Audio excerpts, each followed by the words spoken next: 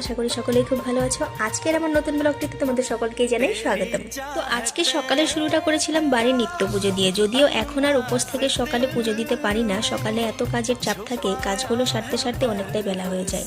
তাই সকালের খাবারটা খেয়েই পুজো দিতে হচ্ছে। এটাও ঠিক যে সকালবেলা পুজোটা হয়ে গেলে মনে হয় না জানি কত বড় কাজটা আমার সারা হয়ে গিয়েছে, বাকি যা কাজগুলো আছে সেগুলো গায়েই লাগে না। জানি না এটা শুধু আমার সাথেই হয় নাকি বাকিদের সাথেও হয়। হোক, আজকে অনেকদিন পরেই সকালবেলা পুজো দিলাম। তো পুজো দিয়ে বাসি বিছানা তুলে ঘর গুছিয়ে খালি পেটে 1 গ্লাস গরম জল খেয়েছিলাম, তারপর খেয়েছিলাম থানকুনি পাতার রস। আর এটা আমি এখন প্রতিদিন সকালবেলায় খাই।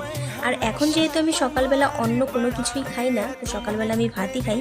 তো ভাত খেয়ে অন্যান্য কাজগুলো শুরু করেছি। বাসন ধোয়া, কাপড় কাচা, এগুলো হচ্ছে দৈনিক দিনের কাজ। কিন্তু গরম দিনের তুলনায় কিন্তু ঠান্ডা দিনের কাপড় চোপড় একটু বেশি বেরোয়, তেমনই বের হয় বাসন। কারণ রাত্রেবেলা কি হয়, রাতের বাসনগুলো ধুতে পারি না, এত ঠান্ডা লাগে।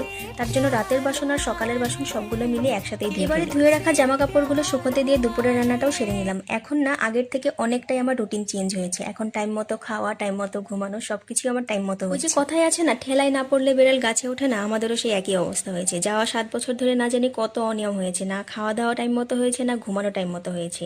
যার জন্য হয়তো আমাদের উপর দিয়ে এত বড় একটা ঝড় গেল, কিন্তু এই ঝড়ের পরেই হয়তো কিছু একটা শিখতে পেরেছি। এখন শুধরে নিয়েছি বলা চলে অনেকটা। কিন্তু যেটা হচ্ছে না সেটা হচ্ছে এক্সারসাইজ। অনেকদিন হলো এক্সারসাইজ করতে পারছি না, তো ভাবছি আবার এক্সারসাইজটা শুরু করব। আমি আমার পার্সোনাল এক্সপিরিয়েন্স থেকে বলছি, টাইম মতো খাওয়া দাওয়া না করলে কত বড় বিপদ হতে পারে। তো তোমাদেরকে বলবো, তোমরা সারাদিন যাই করো না কেন, টাইম মতো অ্যাটলিস্ট খাবারটা খেয়ে নিও। চলো আজকে এখানেই শেষ করছি, দেখা হচ্ছে নেক্সট ব্লগে। সবাই খুব ভালো থেকো, সুস্থ থেকো, টাটা, লাভ ইউ অল।